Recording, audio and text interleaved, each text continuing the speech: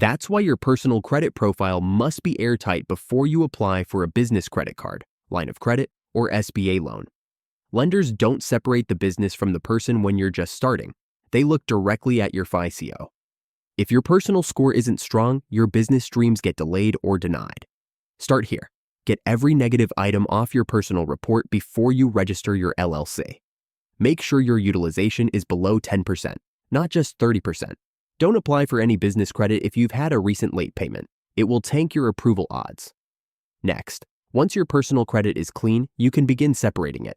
Build a business credit profile using your EIN, DUNS number, and Tier 1 vendor accounts. But remember, many banks still pull personal credit for the first 1 to 2 years of your business's life.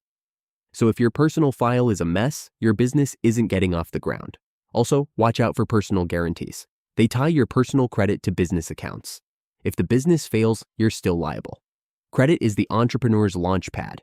Without it, you're bootstrapping every expense. And that's a slow death for most startups.